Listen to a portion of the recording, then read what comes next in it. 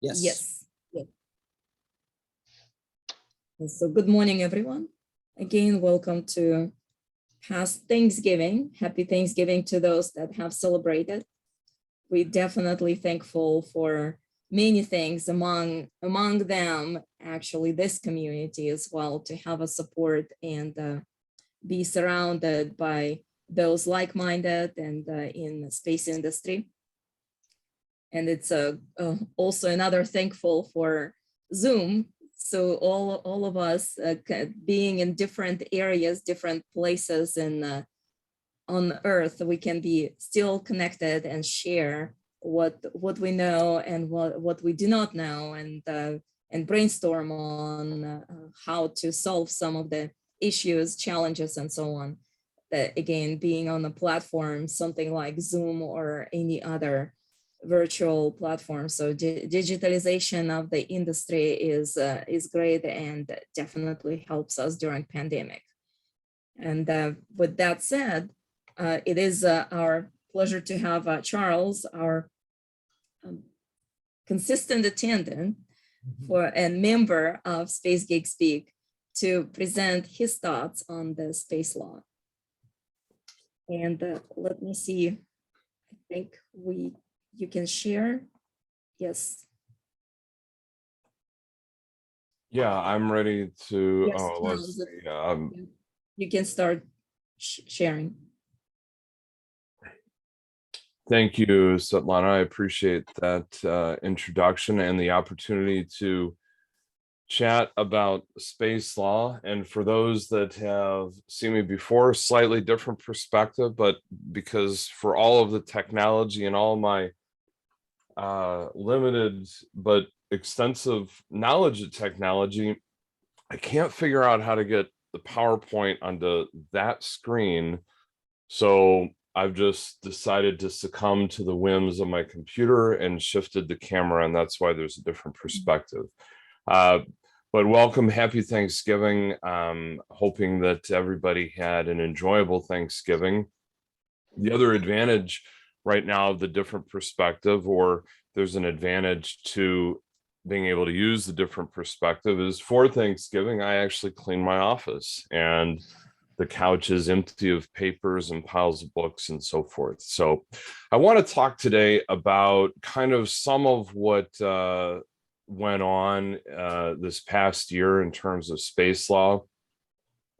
And by doing so, I think it's always good to go back to the basics and talking about what is space law, what are we talking about, what does it encompass? And for purposes of this morning, what am I not going to talk about? And that's, to begin with, traditional law. You know, most of space law, I would argue, most of the things that go on in the commercial sector, at least, oftentimes have nothing to do with space law other than the fact that the company for which you're doing them happens to be in the space industry. And that's a disappointment to some of the people that I talk about, the associates that come on board. But that's the reality, and that you have a space company that you're representing. They're going to have standard contracts. They're going to have employment agreements. They're going to want their logo trademarked. And so a lot of law, though space law, is just traditional law. I'm not going to focus on that today. I am going to talk about the regulatory regime, some of the things that have been going on in terms of regulations over the last year, and somewhat into 2020, because of what has happened in this past year, kind of ties back some of the nuanced law that's specifically related to that is related to the space industry, though it may not happen to be, and that kind of flows into the regulatory regime. Domestic space law encompasses the regulatory regime. Talking a little bit about statutes, we'll do so. And then I'm going to start with just going over international law really quickly.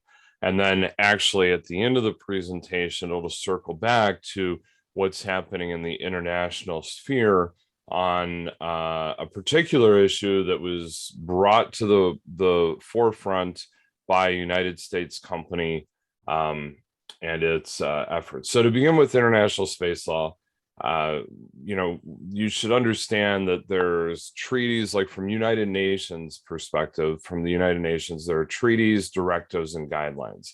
And for all the time that we've been involved in space, there are only 5 space treaties. And what I mean by that is 5 treaties that are directly related to space. And the mother of all of these is the Outer Space Treaty.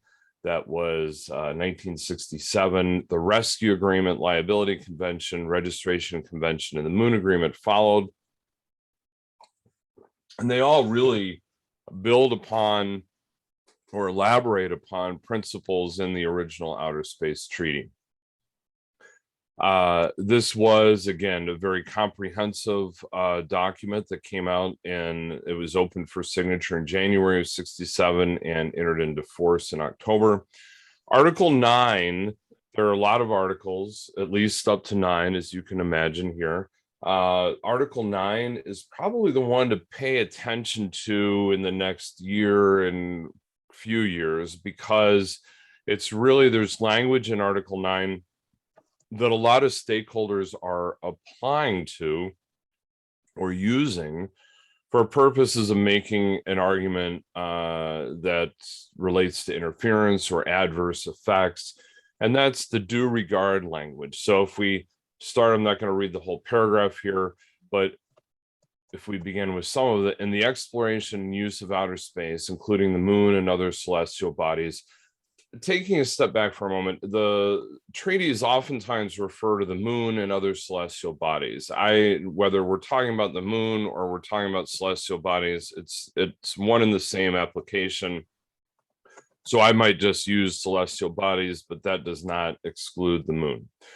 Continuing, states parties to the treaty shall be guided by the principle of cooperation and mutual assistance, and shall conduct all their activities in outer space, including the moon and other celestial bodies, with due regard to the corresponding interests of all other states parties to the treaty.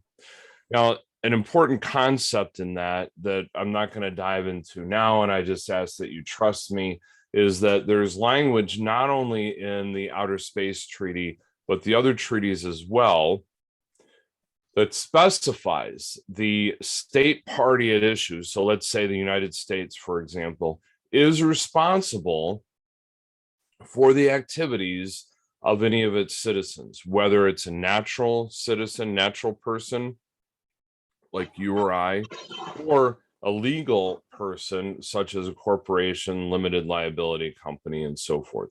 So that sentence, with due regard, means that the United States has the obligation to make sure that its activities through NASA, let's say, or that of its citizens, its persons under its jurisdiction, such as SpaceX, Amazon and Kuiper's, any of the small sat operators, all operate with due regard to the activities of all other state parties, all other countries, and all of the activities of their citizens. And so really, what does that mean? It means that we have to be aware of, pay attention, and make sure that we don't mess with what other people are doing in our common domain space. The rescue agreement. The rescue agreement is basically followed in 1968, but basically that everybody, if there is an opportunity in a country, or astronauts or cosmonauts or nauts from any country happen to be in distress, the others that are able have to help. Liability Convention expanded upon what's in the Outer Space Treaty and explained how different countries would be responsible for damage to or harm to other countries and property of other countries and their citizens. And it really set up kind of a dispute resolution process for that. And it separated out liability where the damage occurred in space or the damage occurred on Earth. I'm not going to get into the definitions here, but well, I'll look at damage, I guess, for a moment, because it plays into something that we'll bring up very briefly, or we'll talk about later. Damage here means loss of life, personal injury, or the impairment of health loss of or damage to property of states or of persons, natural or juridical. I used legal earlier, same difference, or property of international intergovernmental organizations.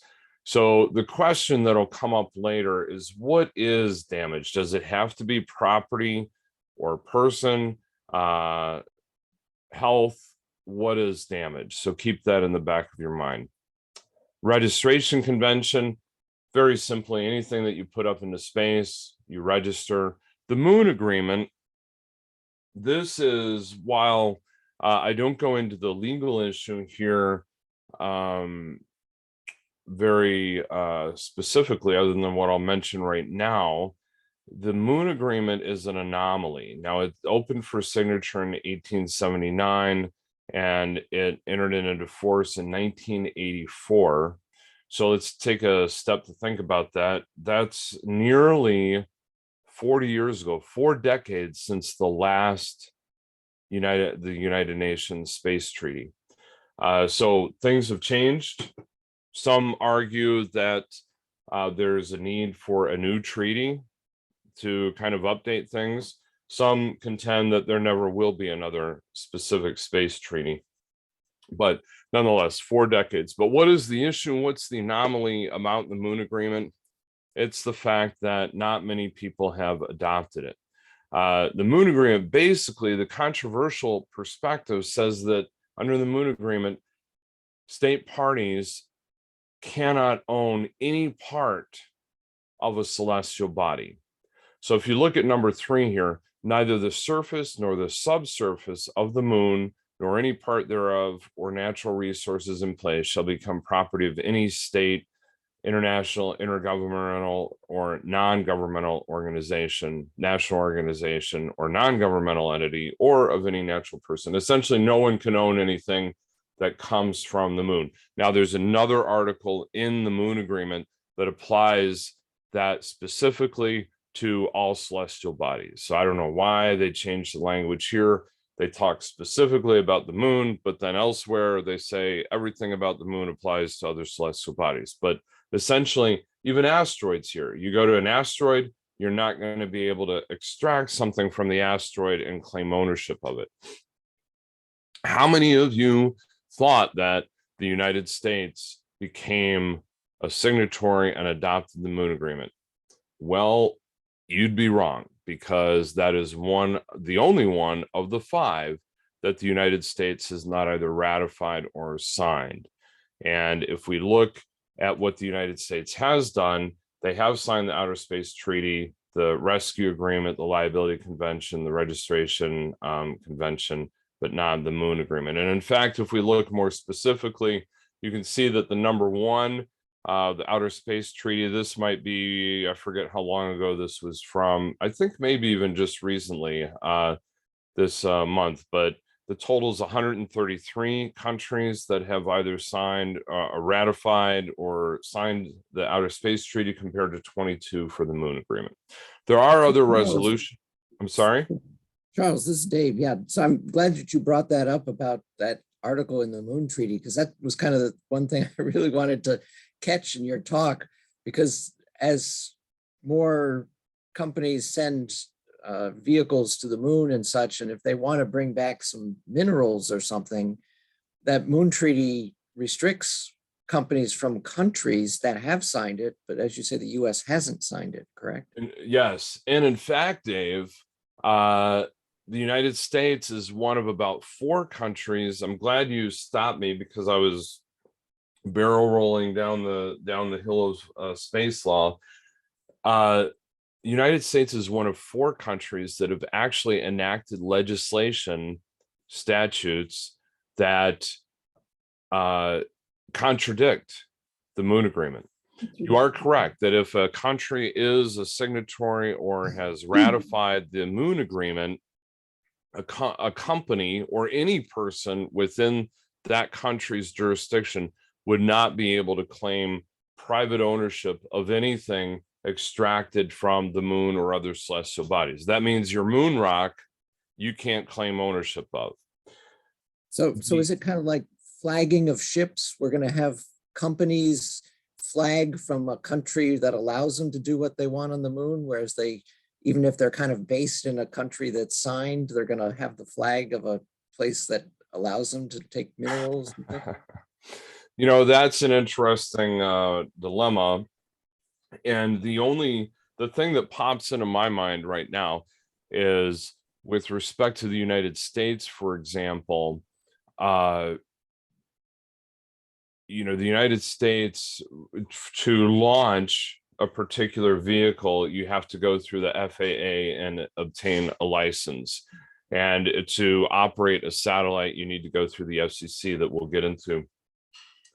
The United States government does not look favorably upon a company such as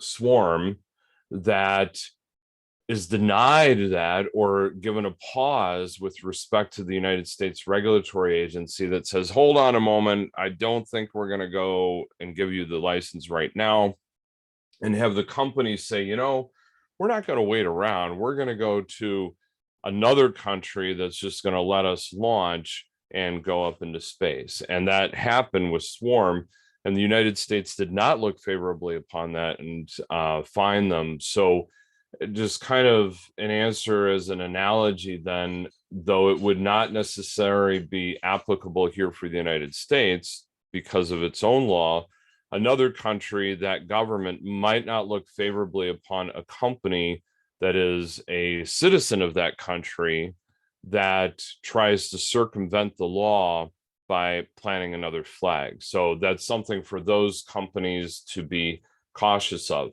But in the United States, as I said, not only did we not sign the moon agreement or ratify it, we actually entered a law during the Obama administration that made it very explicit that private ownership of space resources would be permitted.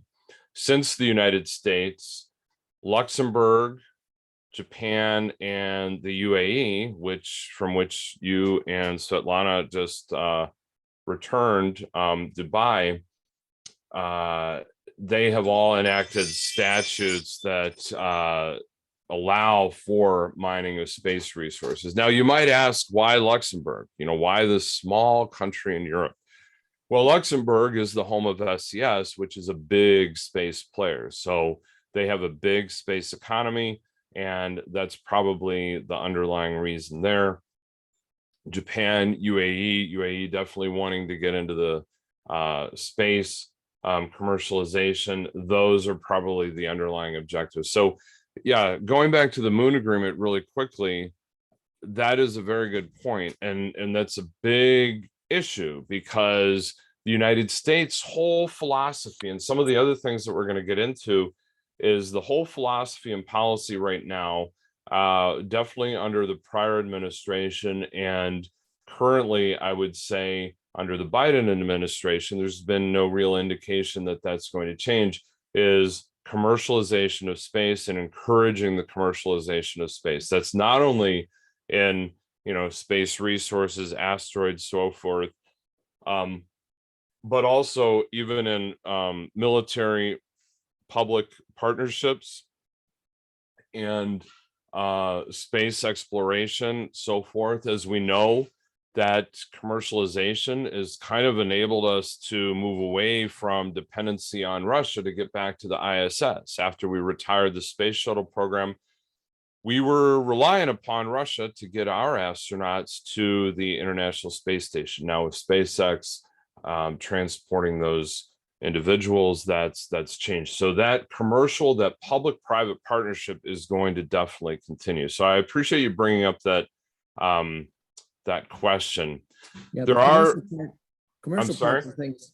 The commercial parts of things, I think, are what a lot of people are looking at the future toward. But one last quick question before I let you continue. Just on the other side of the coin, are there major countries that have signed the Moon Treaty? And so we would expect companies in those countries to not carry their country's flags? Yeah, you know, if you happen to know. Yeah, I don't know. I mean, you know, on one hand, all right, so let's ask, like, will rhetorically ask, and then I'll try to answer it. But who are the countries that have signed the moon agreement, right? I think that maybe we can see some here. So, all right, if you just look at the bottom or the top three, this is like the bottom of the list because it's alphabetical. So you've got Yemen, Zambia, Zimbabwe, and you might think, okay, well, those sound like, third world countries or underdeveloped countries. But then we've got Uruguay, Uzbekistan, Vanuatu. Ask me about Vanuatu. There's a long story about Vanuatu that I have on the legal side, and a company that's set up shop there. Basically, it's like an offshore refuge where companies. And that's one aspect of it. I'm sure it's a beautiful country, but Venezuela, Vietnam. So you might wonder, like, who are all of the, or that's the ITU. I'm sorry, the moon agreement is right here on column 5. I was looking at the far right, so I'm correcting myself. So we look here, Uruguay and Venezuela have signed the moon agreement, column number 5. But there are others that have signed the moon agreement. So we can look at, we see Saudi Arabia has, Turkey has, I think that's as far as I have right here. But there are other countries within Europe that have signed the moon agreement that are developed first world countries. And so, and Saudi Arabia is obviously a big international player politically and in any number of other ways. So what would happen with countries under that treaty? Two things could happen, of course. One, just because a government signs a treaty does not mean that they have to stay with the treaty. They can withdraw, right, as the prior administration did with the Paris Accords on climate change. But so that's one option. A country could say, well, wait a second, it's one of those that, you could remember the school play yard, right? And somebody's asking for volunteers, and one student or somebody steps forward, and then they look around and nobody else is there, and maybe they want to take a step back. That's possible. But again, I would say that it would be a company within a country that has signed or ratified the moon agreement would be remiss to think that they could not fly a flag or not identify themselves as coming from that country and extracting resources and claiming private ownership of them. They would be violating, using the United States as a model, they would be violating international law, because their country that create, let's say it's a company that's created under the auspices of that country, that legal structure, they are an entity of that country. And so not only are they exposing that country to international liability, but they are exposing themselves. And if a company in the United States were to do something like that, let's not say with the moon agreement because it's not applicable in the United States, but were they to do something to try to circumvent national law or international law, the international obligations of that country, they would be getting in trouble. So I think they would need to be cautious. Now, there may be other countries that the company's like, nobody's going to do anything, but I don't know about that. And I'm just using the paradigm of the United States, the model of the United States, and they'd be remiss to kind of do that. I hope that answers your question. Let me try to get through a little bit more here, and I'm happy to take other questions. So domestic space law, I'm going to focus here just on some statutes that have been enacted in the last year or so. So not much substantively has occurred. If you look back a few years, then you're talking about the creation of the Space Force, which, most, just as an FYI, most of what the Space Force is doing, the Air Force was already doing. So it was under the Air Force. Now it's its own force. So people should not think that the United States is militarizing space. It's really more in a large context, it's more kind of a reorganization of what's already there. It's not the creation of a Space Force. And it's not the same thing as Steve Carell's Space Force, although that is a comedic show if you watch that. And I'm a fan of John Malkovich too. So we've got Senate Bill S-2474, Neil Armstrong Test Facility Act. I guess John Glenn came out of favor, and the John Glenn facility was renamed the Neil Armstrong facility in December 2020. Senate X 1694, One Small Step to Protect Human Heritage in Space Act. This is interesting because this requires the United States, particularly NASA, to ensure that in any contract, any agreement, any construct that NASA engages with a private company, NASA has to make sure that the private company agrees to the recommendations from 2011 as to the preservation of heritage sites on the moon. So there were recommendations 2011 on how we're going to preserve certain sites on the moon for purposes of history, heritage, and so forth. And we've had prior discussions kind of on that in SpaceGeekSpeak before. And so those recommendations for the government, for the United States, now NASA has to ensure that any company, any private entity with whom it contracts, enters into an agreement and so forth, is going to agree to those as a contractual obligation. HR House Resolution 5305 became law, extended government funding, particularly for damages to NASA facilities that occurred due to hurricanes in the excess of or about 321 million, and 15% of that could be transferred by NASA to exploration. I think that's what we have for those House or Senate bills that became law. And as you all may or may not know, as you may or may not know from the United States government, way back in high school, if not before, a bill can be introduced into either House, the House of Representatives, or the Senate, but it has to pass both to get to the president and then be signed into law. So whether it starts with an HR number or an S number, if it's become law, it's passed both of those. And they're oftentimes parallel numbers, but I'm just referring to the one. So let's get into regulatory updates. Try to get through this because there's some interesting information here. So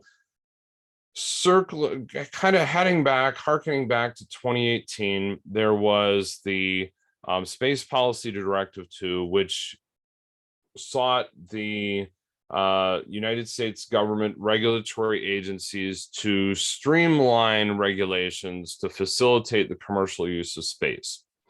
So the FAA, and following that, updated its regulations. I have the site here, 14 CFR sections 400 at SEEK. 450 in particular was relating to streamlining the launch and re-entry licensing. And it really became a performance-based regulatory system. So ideally, it's going to be more efficient. They also issued circulars, which are kind of advising companies on the new process and new details. And as of last night, 7 of 24 intended circulars have been published. So you can see these advisory circulars talking about the safety system program, flight abort rule development, high fidelity flight safety analysis, ground safety. There's going to be about 24 of these supposedly by 2022. The FCC updated regulations in 2020 relating to space debris and streamlining the process for small satellites. Just as an example, with respect to small satellites, FCC license for a satellite before these statutes before these regulations, the streamlining small satellite regulations, you're talking like a 6-figure dollar amount for a license that it could be. And for a small sat operator, that could be prohibitive. And so it's been reduced significantly down into the lower 5 figures. as opposed to, I think it was around $300,000. So significant developments there, facilitating again the development of the commercial space sector. NOAA updated its regulations. Now you may ask, what does NOAA have to do with space? Isn't that the National Oceanographic and Atmospheric Administration? And yes, the atmosphere, but that's Earth down here.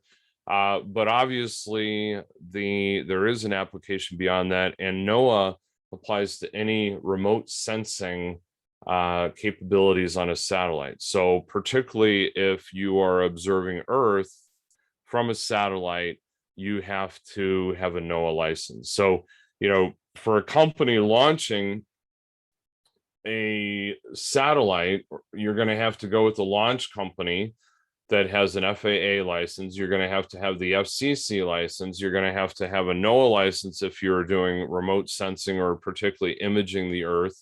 If there's technology involved and you're interacting or collaborating with people from different countries, you might have to go through ITAR and EAR. Those are relating to the transfer of technology and information. So there's a lot of regulatory agencies, and there's a lot of what some might call red tape, but the regulatory process that a company needs to go through. So the whole objective in the streamlining has been trying to simplify that, but there's still a lot there. So that's kind of what happened in 2020. There are still updates to be coming around with respect to orbital debris, I believe, from the FCC.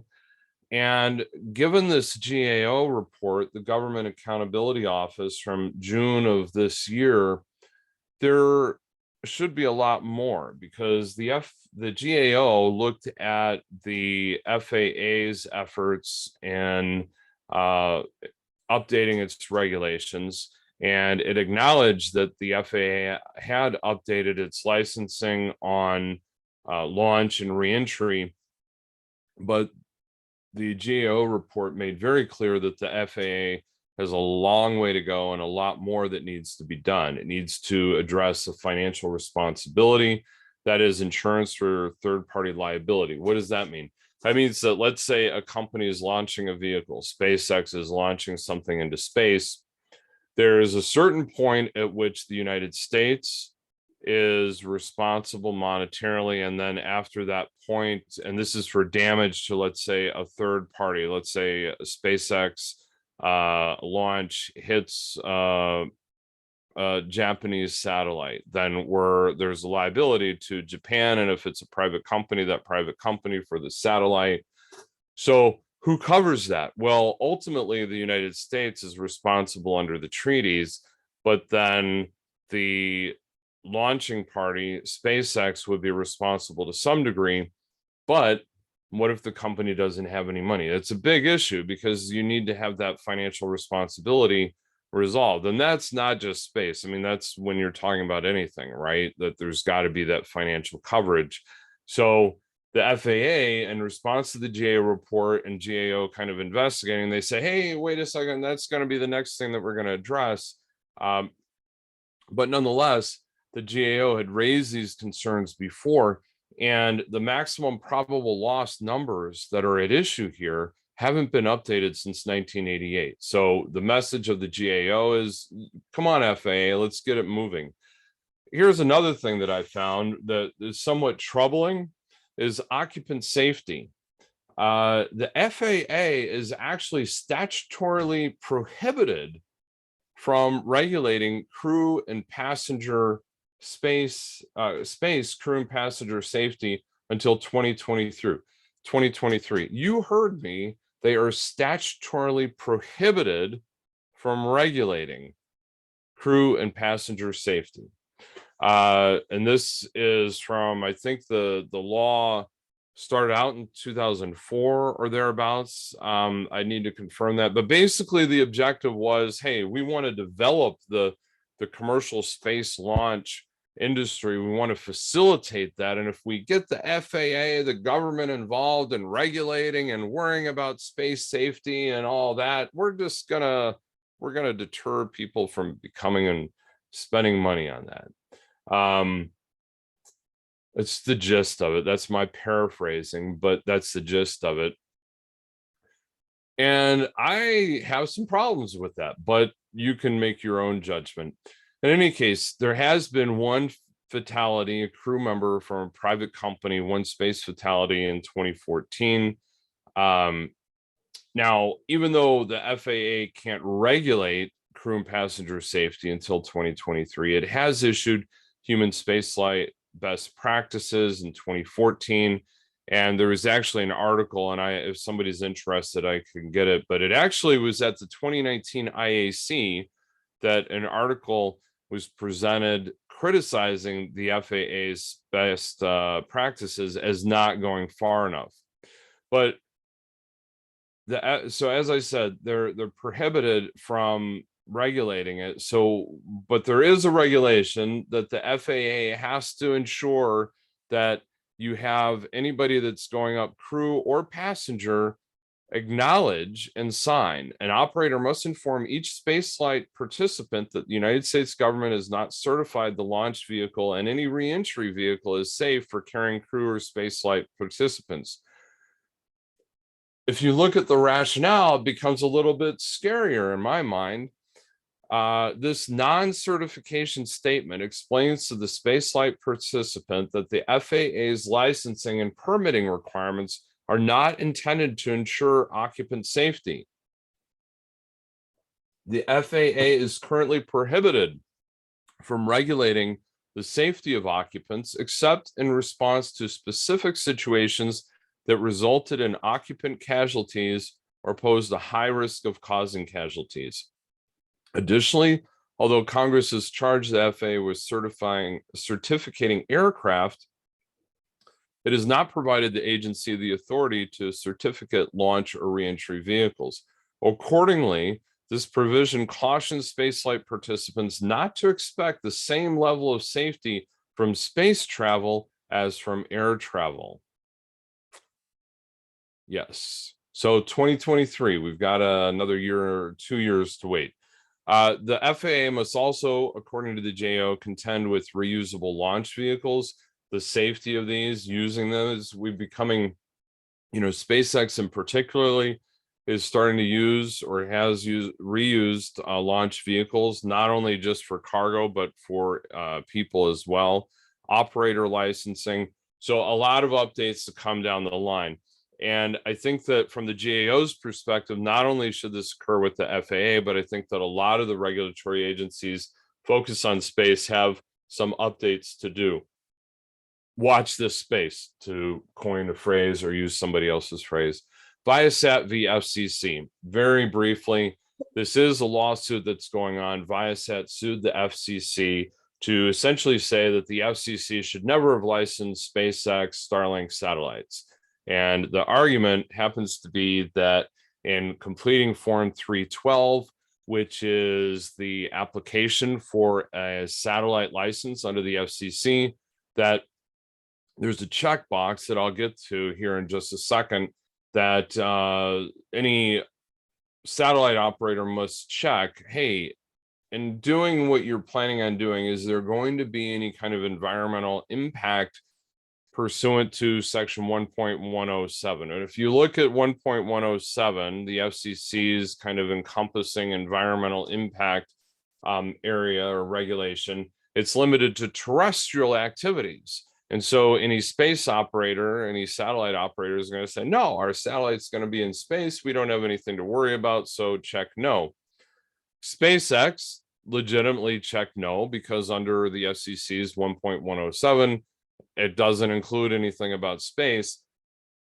Viasat's argument is, hey, we need to be thinking about space. Now, I agree with that, but I also think that if you look under the regulations governing the FCC's interpretation of what is an environmental consideration, that's National Environmental Policy Act, NEPA, that we've heard a lot about, or you may have heard a lot about, and the CEQ guidelines, Council on Environmental Quality guidelines that implement NEPA, basically requiring every federal agency to think about the environmental impact of their activities as well as the activities of those they regulate. there's nothing explicitly in NEPA or the CEQ guidelines that require us to think about space or the orbital environment of Earth. And so I don't think that the FCC violated NEPA. And you have to keep in mind that Viasat's a competitor. So they essentially want to stop the SpaceX Starlink satellites from acquiring a good portion of LEO, where Viasat wants to occupy that same space. So there are underlying issues going on, but there is that policy legal argument that I think is a good argument. But a lot of times, when you file a lawsuit, the attorneys and the party filing the lawsuit needs to think about whether or not it's the best test case. And that is, do we have the best set of facts to get a result from the law? Because if we don't, we're risking getting a bad result that, even though these facts might not be the best, that result could apply much more broadly. And I think that's the concern that I have right now with the Viasat litigation. I imagine that the court is going to decide that the FCC has not violated NEPA or the CEQ guidelines, and it might indicate that the regulations should re-examine, or that the FCC should re-examine the interpretation NEPA. But right now, I don't think it's violated it. December 3rd, coming up this week, the hearing. It may or may not be live. I don't know, but I can find out. So here, very briefly, is the question: would a commission grant of any proposal in this application have a significant environmental impact as defined by, sorry, I said 1.107, it's 47 CFR 1.1307. And if you look at that, it's really related to terrestrial base. Developments in orbital debris, I have some visuals, but I'm running out of time.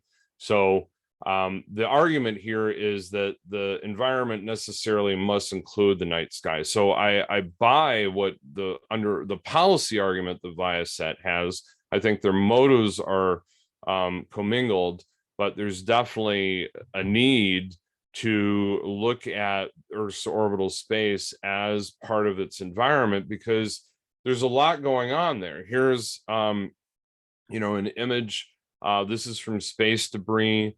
We've got other images here where space debris has hit vehicles in space. Space debris has hit the ISS. This is a September 22nd of last year, where the ISS had to the space station crew had to prep for space debris avoidance maneuver. We all know now that, this is the India ASAT from 2 years ago. I haven't found a model of the Russian ASAT test that occurred just a week ago, I believe, and that was on Cosmos 1408. But I don't know that I can, I just have the screenshot but if you look at this, the concern, of course, was that, one, completely irresponsible. There was so much critique of the India ASAT test. Then here comes Russia doing it from the ground. Their missile came from the ground, as opposed to India, which was two orbital vehicles colliding. The Russia test created debris, and the debris went into the orbital orbit range for the International Space Station. And so you can see here where these big white dots are the larger part of the pieces from Cosmos 1408, and the blue is the ISS. Now, obviously, as you know, there's different heights and kilometers altitude of the objects, but nonetheless, it was crossing the orbit and it was going to get into that space. So there was a concern, and the ISS had to get into spacesuits, the people on ISS, and so forth. This has long been a problem. The IADC and the United Nations have issued guidelines, and the FCC did issue in 2020 those rules that I talked about. We need more rules on that, and we really need to address space debris and orbital debris. Another issue that I'm going to conclude here with that's been a big passion of mine, and it circles back onto the international efforts where we kind of began, is the effect of Starlink and other satellites on astronomy and space science. On the left was from May of 2019.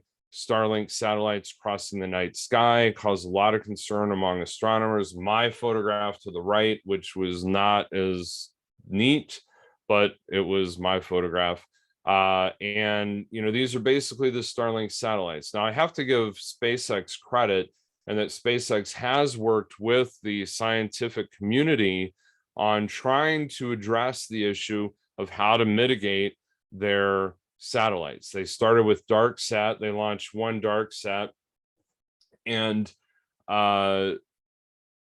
it did mitigate, it did diminish the brightness, but it also created other issues. As you know, dark colors absorb the sunlight, the radiation, much more than bright surfaces that reflect it. And so the DarkSat was not the ideal. So they went to VisorSat, and they've said that every satellite that they've launched since developing VisorSat and testing it will have the VisorSat capability. Nonetheless, it still remains a problem. A number of organizations across the international community have come together.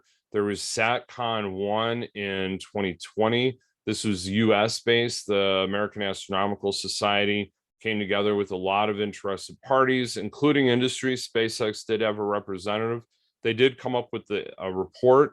Then Dark and Quiet Skies followed. This was an international effort to come together by UNUSA, the International Astronomical Union, Noir Lab, and they released a report last year. This year, there was SatCon 2 and Dark and Quiet Skies 2. This is a little bit of what I've been doing over the last few years as my own kind of coding and plotting. I think I may have shown that before, but you can see this is just playing around with some of the figures.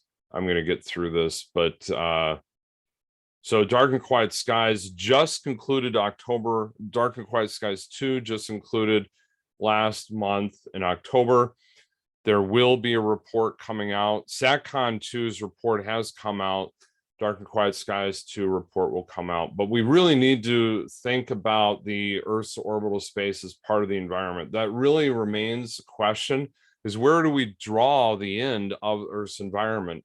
Do we draw it where, here is, let's say, the geostationary orbit? Do we look at the thermosphere, mesosphere? Do we look at the Lagrange points? There's an argument that we should be thinking about the environment as to whatever, wherever we send something man-made, human-made, including to Mars.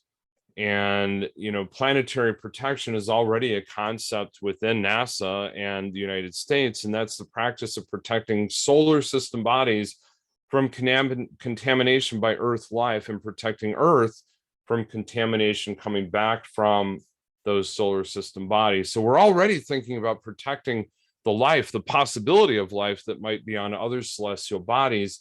And so should we be thinking about then that environment, our environmental effect, going as far as we can to perhaps even Voyager? And here, I love this photo.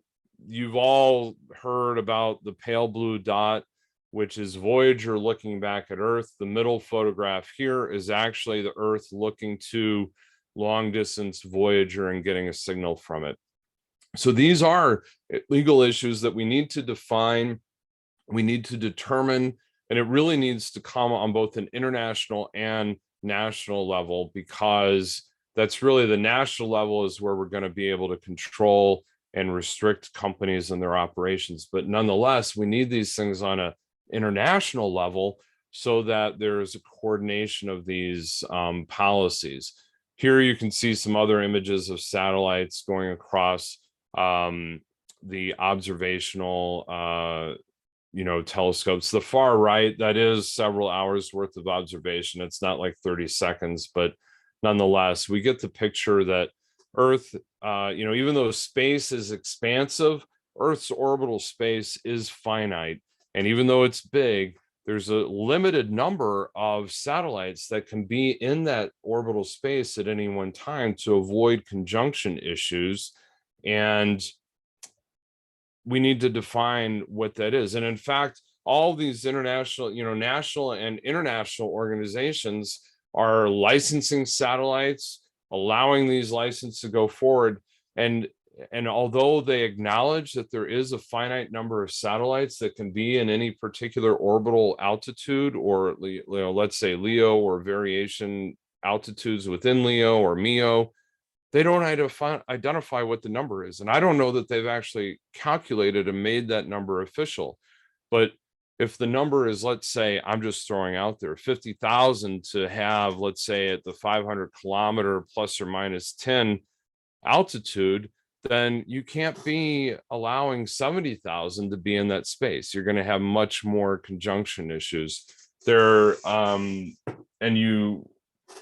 Just to give you kind of a heads up, and I'm out of time here, and hopefully we'll have some time for questions, but I'll stick around as long as you want me to. There's a guy that I've started to follow, Scott Tilley, amateur kind of radio guy tracking satellites with radio instrumentation, which I want to kind of do on my spare time. And he was indicating that there were some conjunction events where some debris from launch vehicles came within just a few kilometers of the ISS just in the last few days. So space debris, orbital debris, using space as the dominion of all stakeholders, all humankind, all those parties that are interested. We really need to be looking at all of that as part of the Earth's environment. If we have that perspective that we look at the Earth's orbital space as part of its environment, I think that a lot of this can be accomplished. Things coming up finally here, we mentioned the debris mitigation. We need to ensure that space is used for peaceful use. There's concerns about that. We talked briefly with Dave's question and so forth, the Moon Agreement about space resource exploration, exploitation, utilization, space traffic management, capacity building, cybersecurity, which Svetlana and I have both been big about. I am happy to have presented. I hope it was interesting. I know I ran through a lot very quickly, but I'm happy to take any questions. Thank you. Oh, I have a question. Maybe I can start off, and that is going back to what Dave's question was about ownership of resources. There's a big difference between laws having to do with extracting resources and laws having to do with in-place ownership, is there not? You seem to be addressing the extraction of resources question, which needs to be addressed and have laws made. But what about ownership of a piece of property on the moon or an asteroid? For example, can I claim ownership of a certain piece of the moon and build a hotel on it? I don't want to extract any resources, but I want to build a hotel. So very good question. And my answer to that would be that you cannot claim ownership of the land, that surface area. But if you build something on that, then you would be able to claim ownership of the hotel that you built on the moon. So it might be kind of a fuzzy area, but the Outer Space Treaty, as I mentioned before, the Outer Space Treaty is the mother of all those 5 treaties. And so there's already a provision in the Outer Space Treaty that says that no country, no state party can claim ownership of the moon or any celestial body. And that, in my mind, includes surface area of any particular celestial body. The ambiguity arises is that some would argue that that same language in the Outer Space Treaty even encompasses resources, but it's not explicit. That's where the Moon Agreement came in and became much more explicit. The danger in adopting something later that's more explicit than what came before is there's the then implied understanding that what came before did not address what was in the explicit, like the Moon Agreement. So the Moon Agreement, some argue that by the Moon Agreement, that means that the Outer Space Treaty did not encompass resources. So going to your point, I would contend that the Outer Space Treaty, to which most countries have signed on to, prohibits claiming ownership of the land or the surface area of any particular celestial body. But if you were to build something, if you were to land a spacecraft, you own that spacecraft.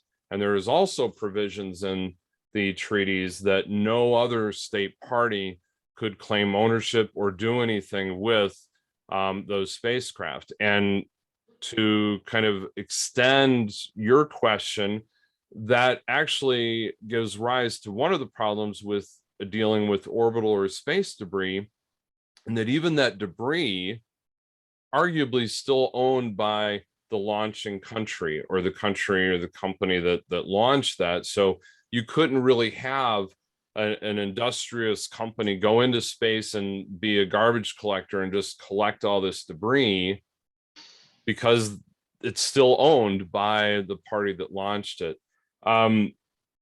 Another interesting point that I'd say on to your question is, the question is sometimes come up, if I see an asteroid like, out there that has this really exotic mineral and I see it from afar, I've discovered it down on Earth, can I claim ownership of the mineral on that asteroid without getting to the asteroid? And the answer to that, I would argue, is no, that even in space, possession is 9/10 of the law. And to actually claim ownership, you have to be there and acquire it. Does that answer your question? Yeah, that does clear it up a little bit, but there are many other questions extending from that. So I agree. This DART mission that was launched the other day, that will have a satellite impact a moon of Didymos.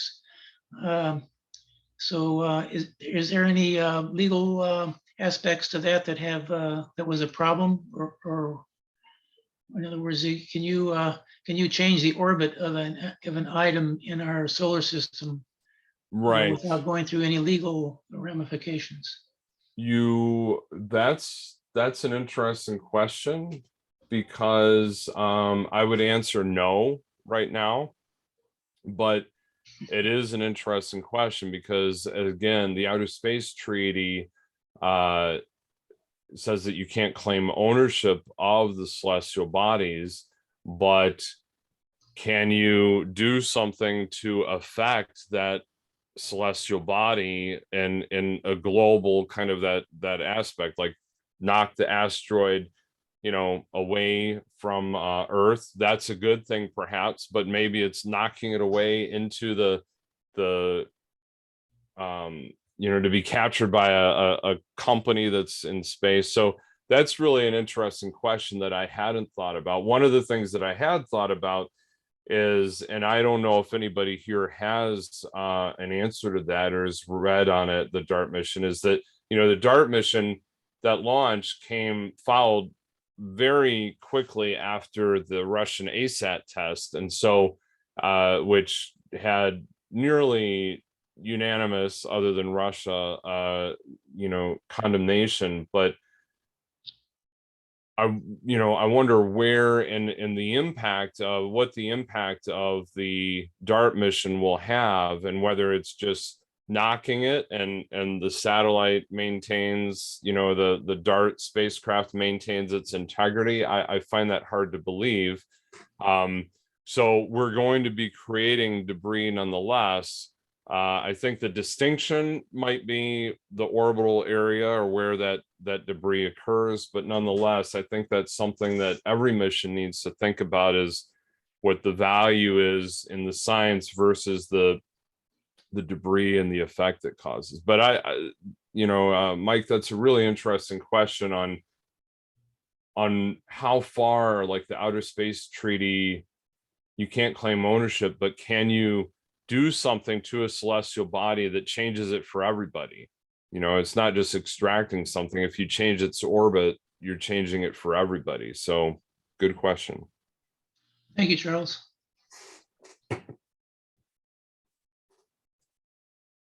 Anybody else?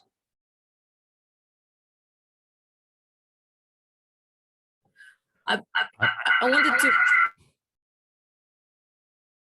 Oh, sorry, Svetlana. No, otherwise I would still add, like, we do have similar problems when we are on Earth, right? I mean, when we throw trash on the street, for example, or somebody throws trash on the street, it's technically also still owned by somebody. So if we collect, for example, or if the department, the trash institutes, if they collect the trash from the street or from the parks, they technically, don't they have to use some legal, they do need to have some legal ways, right? I mean, what is the difference actually between trash and something that is actually being placed there by somebody, right? Yeah, so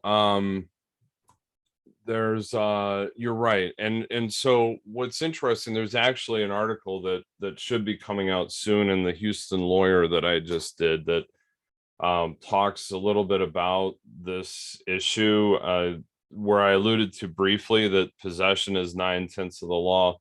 There are some, what in the United States we call common law principles, that are really judge-made law. It's not statutory law. And in the United States, we adopt our common law from, except for Louisiana, which is French. Their underlying legal structure is actually derived from the French legal concepts. The rest of the country acquires its common law from the English system, and there are two concepts: the law of abandonment and the law of fines. And the law of abandonment applies, and these really applied to like shipwreck, come out of the law of the seas.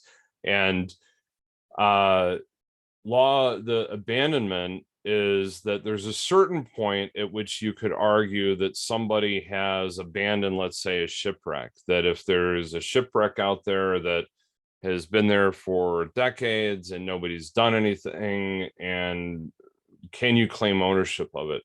And it's a nuanced area, because there is case law even recently where people go and, all right, there's a shipwreck, we want to get down there and we want to find what's on there, and then the owner comes back and says, no, it may be wrecked, it may be underwater, but that's still my shipwreck, you can't do that. And the law of fines is that you can, where there are certain circumstances where if something has been clearly abandoned and you find something, there's no claim of ownership, enough time has passed that you can acquire that. The application, like going way back, the law of fines is even going back to whaling, and that kind of goes to the point that like celestial objects, there is no prior ownership of, right? There's no prior ownership of an asteroid. It just is, it exists. And so that's where these kind of legal concepts come up. But I don't know if I'm hitting the answer your question. I kind of digress. So one of the Yes, you things do. that when you started to speak, when you started to ask your question, it occurred to me that, we do have these issues here on Earth, right? I know what the question was. So when you were asking the question, it brings to mind, in my mind, the image of the islands of plastic in the oceans, right? And my youngest son, who's 14 now, was just showing me a YouTube video of this YouTuber that has this new endeavor to kind of clean up. For every dollar donated, they'll clean up, or they're going to clean up a pound of plastic from the oceans. And so they're trying to, the beaches and oceans and so forth. So they're trying to reach a goal of 30 million pounds, $30 million for 30 million pounds of plastic. But you can see images online of these islands of plastic. And the problem with space and the oceans is, for so many of us, we don't see that on a day-to-day basis, right? We don't have images of that, and it's what's out of sight is out of mind. And so we can just throw it into the garbage and not really think about where it goes. And there is the problem here on Earth with that, and in space. And going to the question that you said, I think that ownership still is an issue on all of that, and that there's not you know, the objects are still owned. And right now in space, I think that you'd be remiss to try to claim ownership of something that you didn't have permission to get. You'd run afoul of international law in doing so. So any company that I know, the ESA, European Space Agency, has a measure or a mission to start trying to collect some of the space debris, but it would need to be very selective, right? And have that permission to collect the debris that it's going to do that. And just for purposes, and then I want to get to Wanda, she has her hand raised. When we talk about space debris or orbital debris, space debris is the international term, orbital debris is the United States, because we had to be different, but it's one and the same. And when we talk about debris, the international definition, both I would say US and the international community, is that is really any non-operational space, man-made, human-made space object. So that includes a satellite that is completely, has 100% integrity. It just simply does not operate anymore. So that is under the definition still space debris. And then it goes all the way down to your space, to your paint fleck, or paint speck, that traveling at 17 kilometers an hour could have a catastrophic impact. Wanda, did you have a question or comment? I do. So first, thanks for your presentation. It's always informative to hear your perspective and background, and collecting all of that information into a presentation was very, very helpful for me. I do have a question. So I think that probably all of us are aware that the models for space tourism, at least conceptually, are different, and both were demonstrated this past year. One being launching tourists in a rocket and landing in a rocket. And the other is one which has fundamentally an airplane and an air launch type experience from near space. So the question I have is whether you could comment on the roles of the FAA being a bit different for the air launched business model. Yeah, that's a good question. And I would argue that, and I'm just going to go off my own thoughts for the moment rather than anything official, but I would contend that the FAA, to the extent that like that air launch was more akin to airplanes, for example, more akin to what the FAA already has regulatory authority for, it would be able to regulate that, and it would be able to regulate the occupant safety aspect. So the more that it's akin to aircraft that is already within its scope, then it would be able to do so. But I found, and clearly the FAA right now still licenses whether you can launch, gives launch or reentry licenses, but at the same time, the FAA is not given the authority right now to, as we talked about, certificate or give the sign off on spacecraft, or to regulate what is necessary to ensure space occupant safety. And so to the extent that it really does become more an orbital or spacecraft, then I think that the FAA is precluded from extending its reach to that, other than having these guidelines. And I found that to be surprising. I mean, it was in preparing for this that I learned that there was that statutory prohibition. And the 2015 Act, I believe, actually shortened that or changed it to 2023 than where it had been before. So, in answer to your question, I think that to the extent that it's more falling within the authority that already exists to regulate the safety of aircraft occupants, then the FAA has the authority. Where it's more in the spacecraft, then they don't. And I think that it's that blurred line that you're talking about as to what is the perspective. And I don't know how it's particularly approaching that. And that's something that I can follow up on. It seems that if you could guarantee your tourists that the same proof of safety was in place for your space ride, that would be a significant element of a value proposition. That's the only reason I'm poking. Yeah, no, I completely agree. Yeah, so thank you. I completely agree. And I think that,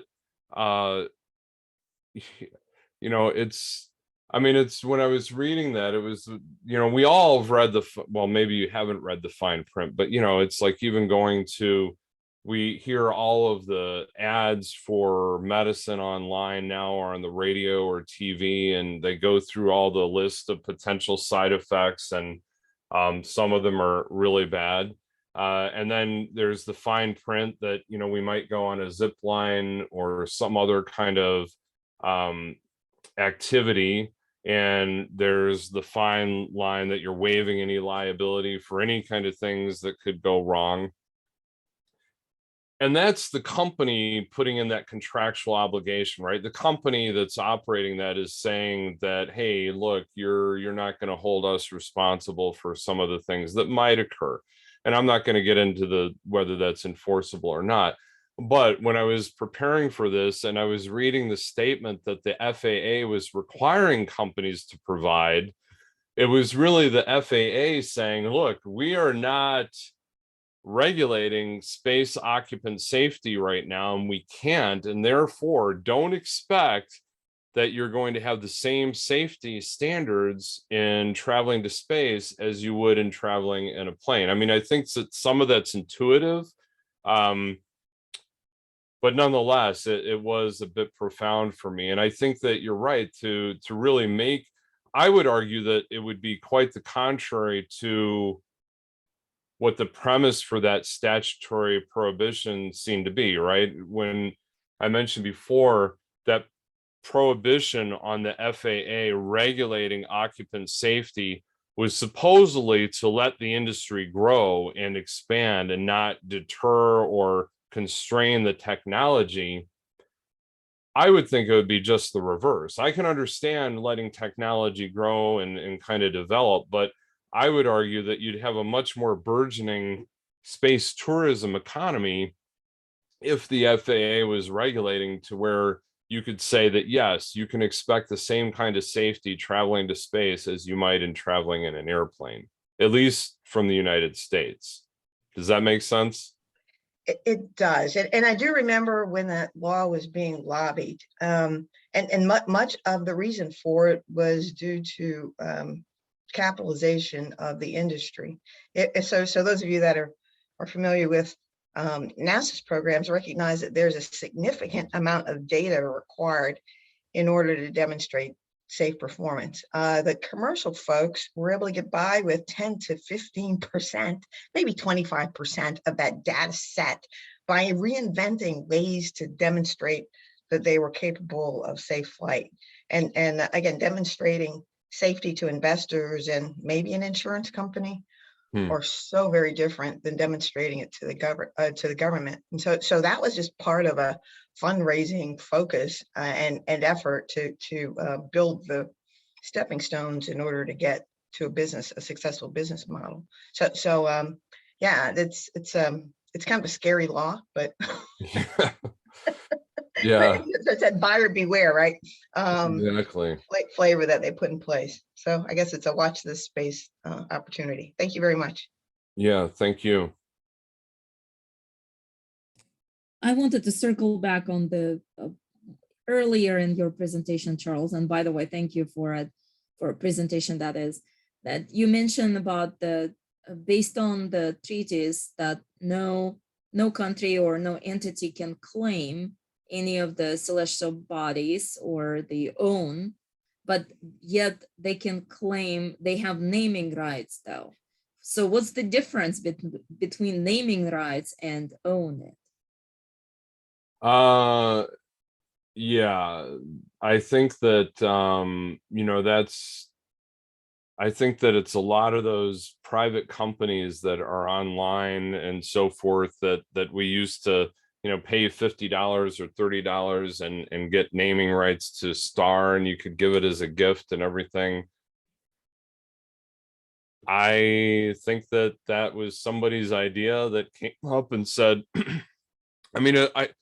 me take a step back. So there's naming rights from the scientific community that they discover, and they may have, all right, we've discovered this galaxy or this cluster, NGC-1506 or whatever the case may be.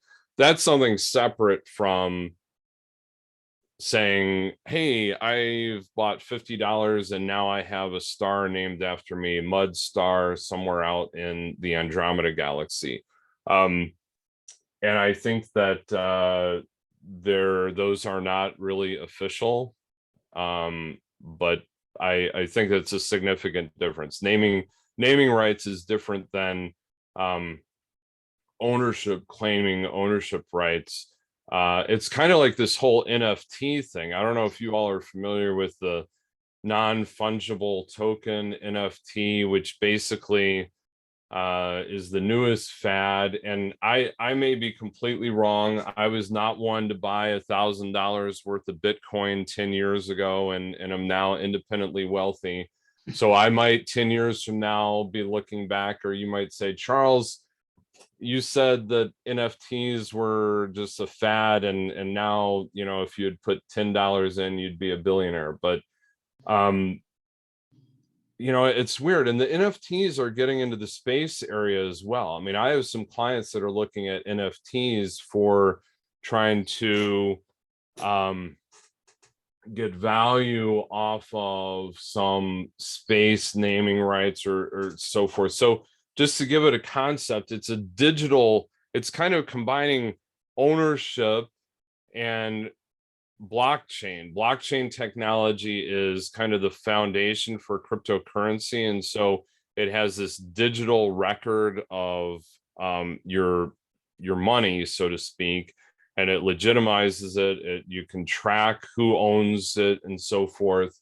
An analogy is on a piece of artwork. An NFT for a piece of artwork gives you digital rights to that artwork, but not the original artwork itself. So if, for example, I was to sell an NFT for the 2 guitars on the back wall, you might pay me a certain amount for the digital right to say that you own the digital version of those guitars, but you don't own my guitars. I still own the guitars. I can do what I want with them. I can sell them to somebody else. You just have this NFT. And what is that NFT? It's just a digital asset.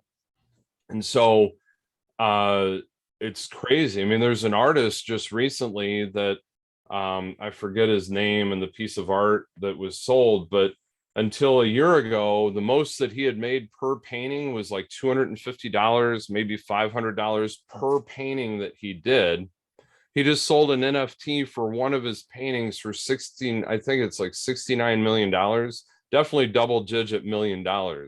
So I don't know. So going to your question, Svetlana, I think that that's an interesting question, and that kind of popped into my mind. That whole naming rights is almost like just the digital equivalent. You don't get ownership of the celestial body, and I think that there's no real official database of naming rights. That would be an interesting assignment for somebody to find out how many people have naming rights to the same star or celestial body, but there's no legal effect to that.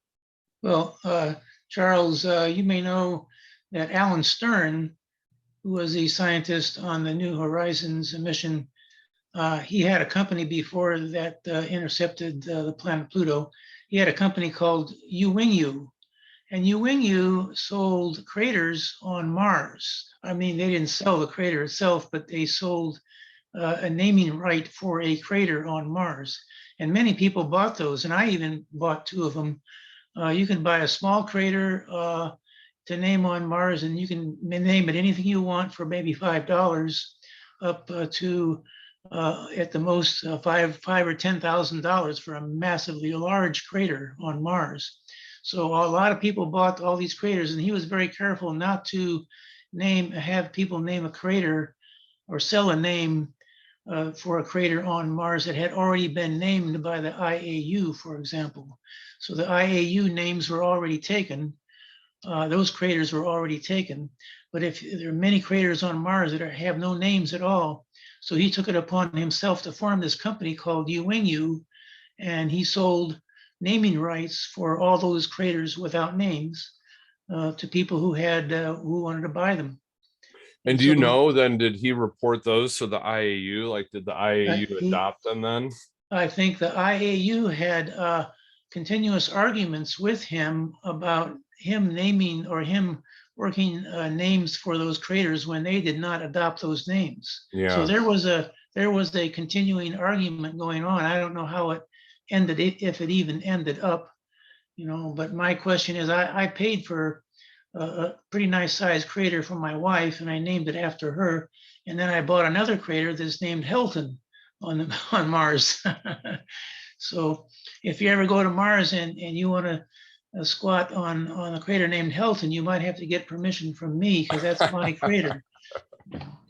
So well, all of this is it's really interesting, and I don't know if you all have seen, probably in this community many of you have, if not all, but I really recommend like the Mars, the National Geographic series Mars, because it has that kind of playing out of getting to Mars, the scientific research that's there just purely for purposes of science, and then the commercial operation that arrives on Mars, and the interplay between those, and kind of extrapolating a lot of these property rights and land rights issues.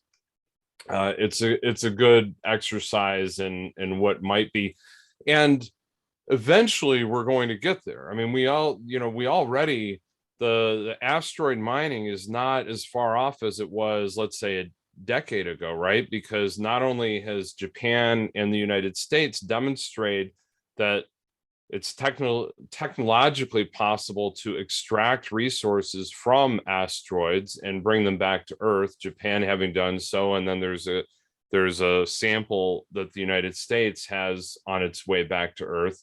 And then we've got the Perseverance on Mars now that's capturing and putting into capsules material that eventually, the goal is the later plan, and Svetlana, you might be able to comment on this, but the plan is that those capsules eventually will go back to Earth, right? They'll be picked up and got back to Earth. So that mining, that just on a research level, that capability is already there. And so I don't think it's too far off between where companies will be trying to do that and extract resources and bring them back for commercial purposes. So we'll see. But I think that it's now that we really need to plan out not only those laws, but the laws of what might happen where you have disputes on Mars. You're not going to have enough time to get back to Earth to go to arbitration on Earth to resolve a dispute. So, but again, I appreciate all the questions, and I appreciate the opportunity, Svetlana, to talk about my passion and space and law. And I'd be happy to continue, as always, the conversation beyond today's meeting. Yeah, again, thank you. I wanted to reinforce that how fortunate we are to have you as part of our community. There's a lot of social dilemmas in addition to what laws are specifying right now, or at least even being planned out. The dilemmas on when to enact law or put it in place. Is it have comments from all the countries in the world, those that are participating currently with within space exploration, and those that are perhaps emerging or planning to emerge, and that's one of those dilemmas, is that at what point do you take input from the countries or have accommodations for future growth and Right. and so on, and that is a very both technical and very challenging process, because again, that if you can go and think about it into a pretty much into a rabbit hole and never have the treaty or law in any kind of a finalized state, just because again there's so many changes or so many fine tuning, so much can be done that is never ending fine tuning, pretty much over engineering it. And the other side of that story is not have providing accommodations for, again, for the future growth. And what happens then, only those that have acquired access to it right now, which is essentially a few countries that you can count on two hands, or just 3 or 4 hands, but that's it. What about others? Yeah, I agree, and that's a very good point. And I think like UNUSA, the United Nations Office for Outer Space Affairs, and COPUS, the Committee on the Peaceful Uses of Outer Space, that's a big concern of theirs. And that capacity building is really the principle of trying to ensure that all interested parties have an ability to engage in the debate and the deliberations on the future of space. Because I think that from the international perspective, that's a big concern, and that a lot of countries that are not yet able to participate in the space economy or in just space generally, there's a real concern that they will never, that there will be countries such as the United States that will dominate to their exclusion. And it's really the big players that are deciding the laws and so forth.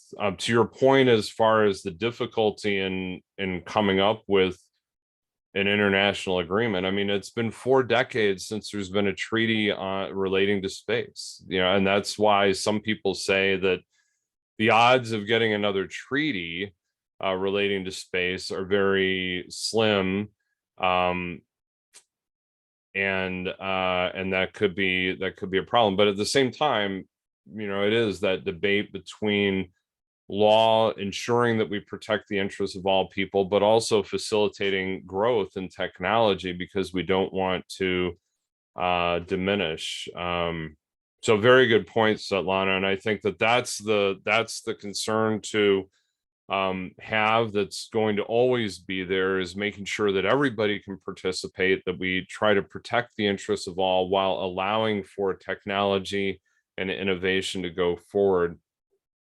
And that's why it necessarily involves the voice of all interested parties. Discussions even like this on a Saturday morning are important to kind of bring these ideas about and have people think about what the future of space is going to look like. So I'm happy to have been a part of the small part this morning and sharing it with all of you. An afternoon for Leon and so forth.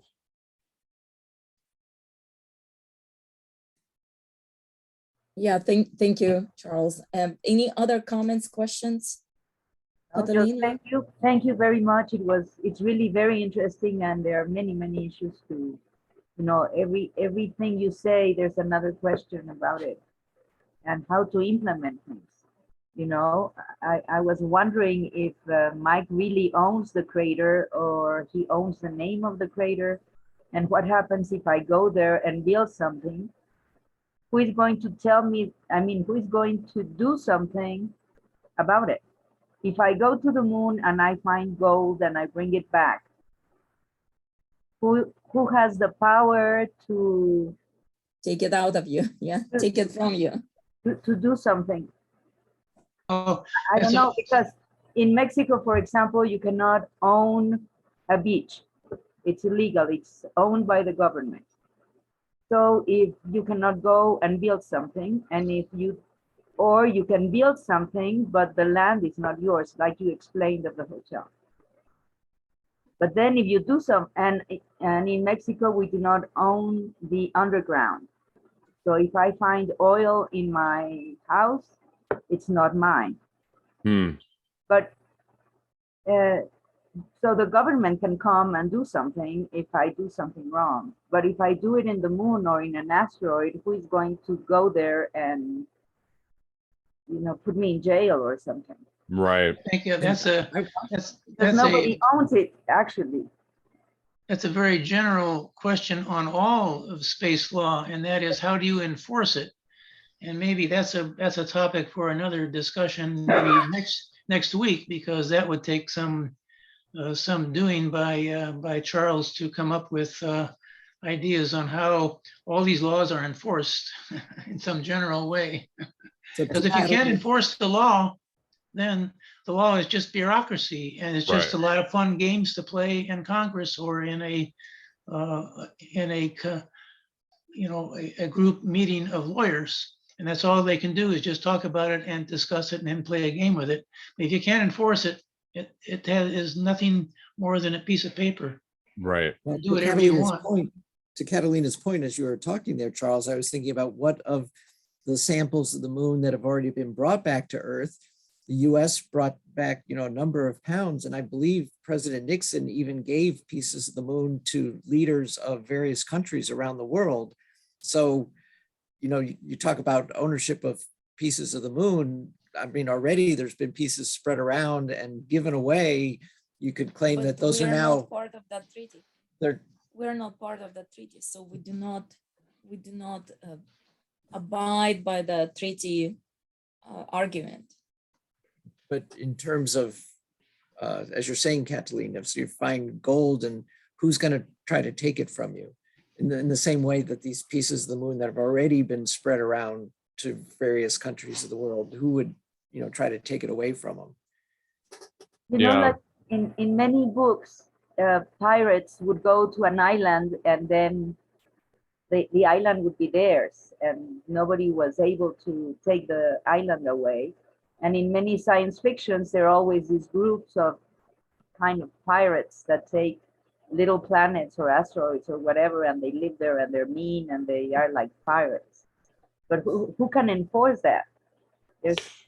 Well, It's I always, think that, yeah, I mean, Catalina, I think to that point, it's like I hadn't thought about it in this way until you presented it in that context, but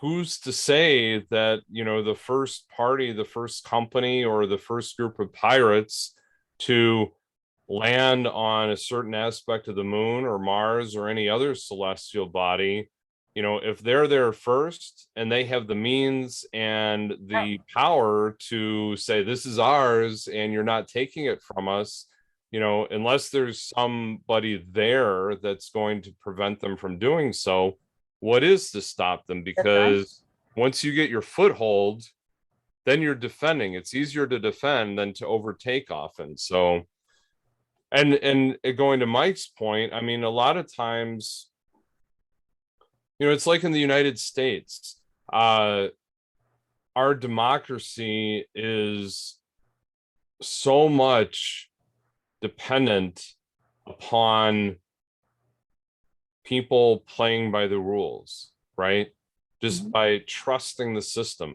I mean, the Supreme Court of the United States has no enforcement capacity whatsoever. The Supreme Court does not have an army, does not have a police force.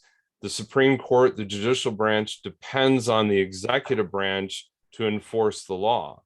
And so it's all dependent, and for all of the states and everybody to follow what the Supreme Court says, it's the trust in the Supreme Court. As soon as people lose trust in the Supreme Court and say, we're not going to pay attention, it all kind of falls apart. And that's the same thing, I think, with international treaties and everything like that. It's that there's a certain trust and that we play by the rules. If we agree to a treaty, we're going to abide by the rules. And as soon as there's a rogue player that comes along and says, screw you guys, I'm out for me, and see you later, that's the concern. So I think that's an open-ended question. As Mike said, maybe continue that for another discussion, but I think it's a really good point that does need to be resolved. yes, Yeah, but it's all kind of a matter of what laws we've agreed upon. So to your point about the beaches in Mexico, I remember when I first learned that it's state by state in the US. So in Florida, someone can own the beach. In Texas, all the beaches are public. So it's accepted by the people in Florida that beaches can be privately owned. It's not accepted in Texas. All Texas beaches are public. Interesting. Yeah. Also, I would add that if you break the law, still when you return, you will be punished, right? So if you return to the authority, in this case, Earth, it's expensive to break the law, even though you're abroad. I mean, so Yeah, it kind of reminds me of Butch Cassidy and the Sundance Kid. You know, they were breaking laws in the US and the West, and then they went to South America to escape law enforcement. Yeah. But Earth, who in Earth is going to take my gold away? It won't be Mexico's police. well, but if, Do that, right? of course, yeah, It's well, not there so will be simple. We need there will be to, authorities that will, yeah, we have to agree who are those authorities. exactly. Yes, you're right, but they don't exist. There's a Well, lot but of, still, I mean, if I as a German would steal a US craft, or for example, when I'm up there, then I would still be punished by the German government, because Germany and the US, they have, they have contracts together. There are some interests in taking care of these national interests. So yes, but that's because somebody owns that. But if I go and get something from outer space, I can say nobody owns it for this moment, at this moment. Yeah. That, it's And it is like right now, I mean, I agree with Catalina. I mean, right now, if you go to an asteroid or wherever and pull the gold or the resources, unless one's a party to the moon agreement, then it's yours anyway, arguably. Certainly from the United States perspective, anybody that possesses a resource owns it in space. But the enforcement would have to be that, like, if using the collision, let's say there was a collision in space, I mean, the way that the liability would occur is probably the country or the party that was harmed by the collision would sue either the country that was the launching state, and then that launching state would go after the party that caused the collision. Maybe there would be a suit against that party. But so much of international law right now is, if I sued a German company in the United States, let's say I won, I've still got to go to Germany to enforce the judgment. And Germany could say, wait a second, you got that in the United States. If you're going to enforce a judgment here in Germany, you've got to go through the German courts, and we've got to validate the fact that that's real. And even in the United States, that happens state to state. There are some states like New York. If I get a judgment against a New York company here in Illinois or in Texas, and I go to New York and try to enforce it, they can go into court and say, wait a second, you've got to show the New York court that that's a valid judgment to enforce it. So even within the systems that we have, just because we won in a lawsuit doesn't mean that we're going to be able to do anything with it, right? I mean, it's a really complicated, convoluted kind of system, and even more so than on the international space. It's like when clients come to me and say, yeah, I want to sue there's a company in some other country, do you want to spend the money? The likelihood of being, even if we won, the likelihood of being able to enforce it is slim to none. Oh, see, on Earth here, this is not a real big question because it all is in the courts. And like you say, if you sue somebody in Illinois and the Illinois courts rule some way, and then you go to New York and try to enforce it, and they'll say you have to go to court. Well, okay, you go to New York court and process it there too. And then you have the New York police to enforce what the New York court said. And so there's ways to do it. It might take a long time. It may take a lot of money, but there's ways to do it. True. But in space, Charles, you have a lot of work to do because there's all kinds of things missing right now. So I hope you live for another 200 years, Charles. 'Cause there's a Right, lot and of work out first- there. And the first thing we need to establish is the space police, because then the enforcement agent, right?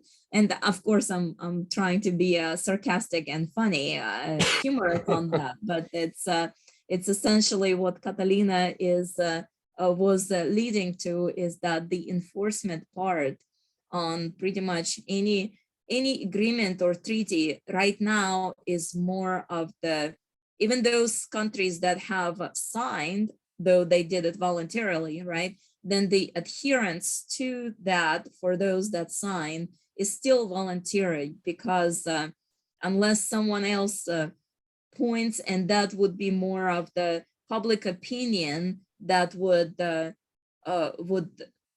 be tarnished than anything else. Again, there's no what else? What after that? So the one of the countries that has decided to comply did not. Yeah. And the outcome from it, well, they broke the agreement, and then after that, what are the benefits that come from that they all of a sudden may not anymore receive? I think that's where it's perhaps missing, is that the something with the compliance has to come also. What are the members' benefits? Right. Yeah, I agree with you. Thinking of precedent, I know that has a lot to do with the law.